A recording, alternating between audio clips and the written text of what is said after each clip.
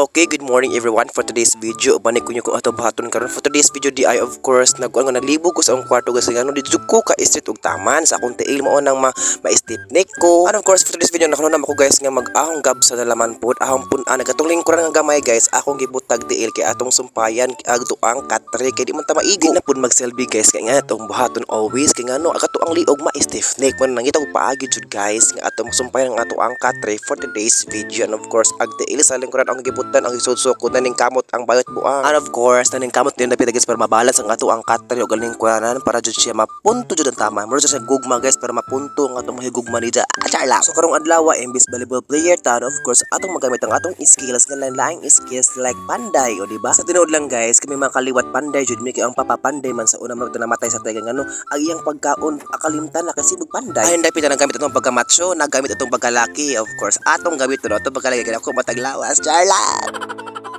Atong paspasan gamay ang atong pagkabuhat kay ngano magdangan-langan ta dili ta mahuman. Of course hapit na nagpasko day advance Merry Christmas sa tanan. Of course sa mga single diha panguyab na mo.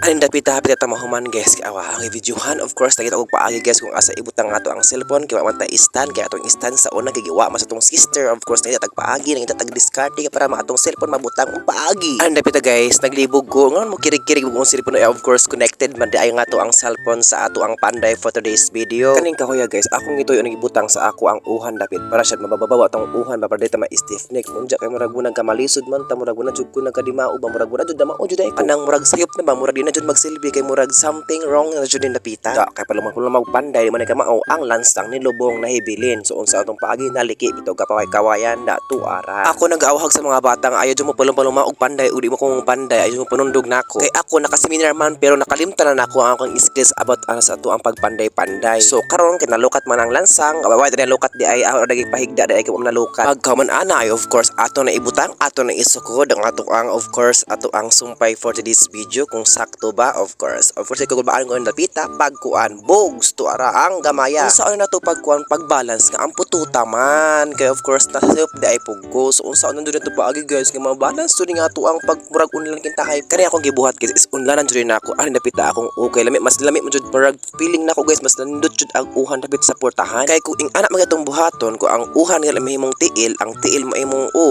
lisod kaayo jud po. So ani napita guys nga itong paagi para masolusyonan ang ato ang problema ani napita di magsilbi kung di nato solusyonan ni atong problema kay ngano ita katog ng gabi kay ato mangisugdan atong tiwason ang ato ang problema sa atong kagalingon sa ato ang higdaanan. Bintaha siguro og naay mo dunit og kuan katri o chala unya pagkaman of course ato na solusyonan of course na man atong katri of course sulba na ato ang problema. Of course salamat sa tanan ug amping ta kung sa ato ang biyahe malipayong Pasko sa tanan. Merry Christmas.